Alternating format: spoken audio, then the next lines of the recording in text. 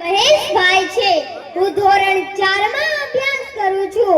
આજે હું પિતા વિશે થોડું કહેવા માંગુ છું, જે તમે શાંતિથી સાંભળો એવી મારી નમ્ર વિનંતી. આ દુનિયામાં મા માટે ઘણું લખાયું, મા માટે કવિતાઓ લખાઈ, મા માટે ઉપમાઓ લખાઈ, ઘણા કાવ્યો લખાયા, પણ બાપ વિશે કંઈ નથી લખાયું. એક પપ્પા વિશે કંઈ નથી લખાયું. આ દુનિયામાં દેવકીની પીડા તો સૌ કોઈએ જાણી, પણ અડધી રાત્રે નદીના ઘોડા પૂર પાર કરનાર વાસુદેવની પીડા કોઈએ ન જાણી. આજે પણ આ દુનિયામાં કૌશલ્યના ગુણગાન ગવાય છે, અને મજબૂરીના પહાડ નીચે દટાયેલા અને પુત્ર વિયોગમાં મૃત્યુ પામેલા દશરથની પીડા કોઈએ ન જાણી.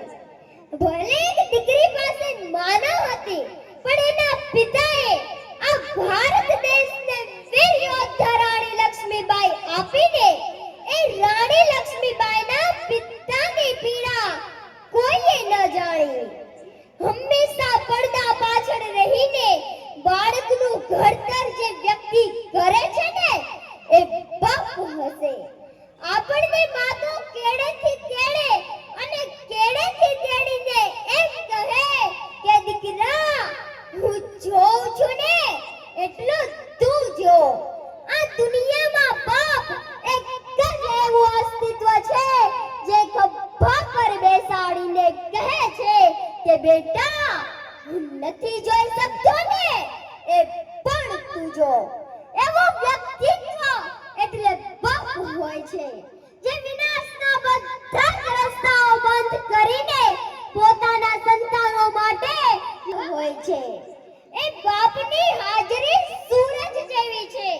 સૂરજ ગરમ જરૂર થાય છે, પણ ના હોય તો અંધકાર છવાઈ જાય છે, ના હોય તો અંધકાર છવાઈ જાય છે.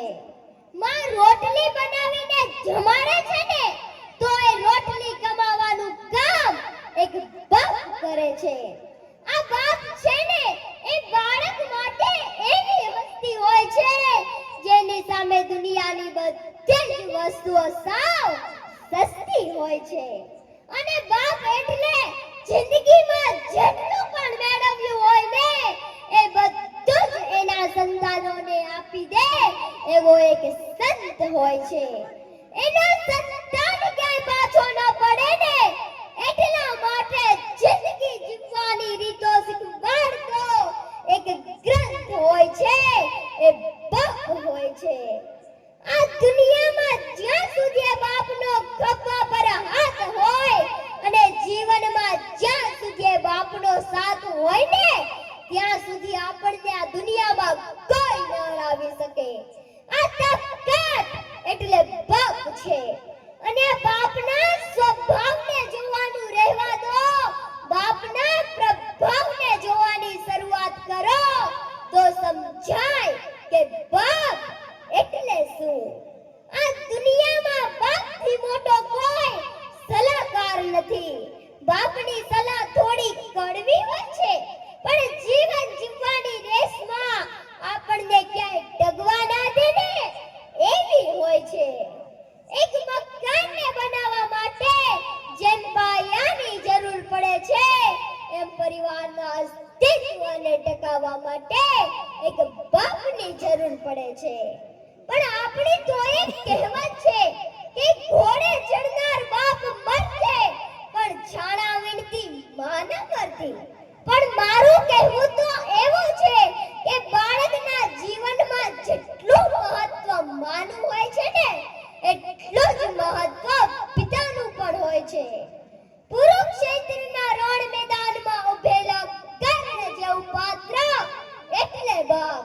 અને યાદ રાખજો, સંતાનોની બધી જ ઈચ્છાઓ પૂરી કરવા માટે પોતાની બધી જ ઈચ્છાઓ દફનાવી દેનાર વ્યક્તિ એટલે બાપ. હિંમતનો દરિયો ને ક્રોધનું ઝાડ એટલે પપ્પા, ને બાળકો માટે સલામતીની વાડ એટલે પપ્પા.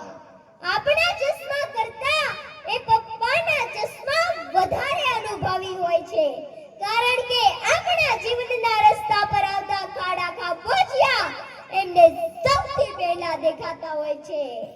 પપ્પા છે તો આપણી શાન છે, પપ્પા છે તો આપણી બધી જ ઈચ્છાઓ પૂરી કરવાની દુકાન છે, અને પપ્પા છે તો આપણા બધા જ સપનાઓ સાકાર છે.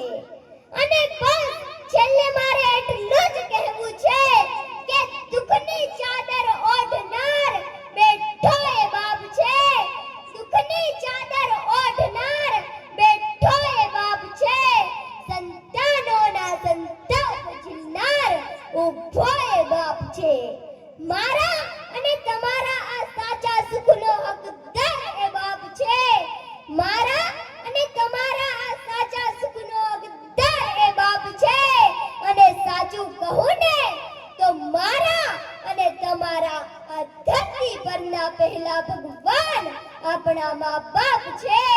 આ ધરતી પરના પહેલા ભગવાન આપણા મા બાપ છે.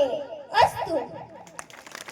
ખૂબ સરસ. આરાધ્યાબેન દ્વારા સરસ એવી રજૂઆત થઈ. પિતા શું હોઈ શકે એના માટે 500 રૂપિયા બળદેવભાઈ ખટાણા તાલુકા પ્રાથમિક શિક્ષણ સંઘના પ્રમુખ અને મારા મિત્ર એના તરફથી મળે છે, એમને પણ જોરદાર તાળીઓથી વધાવીએ.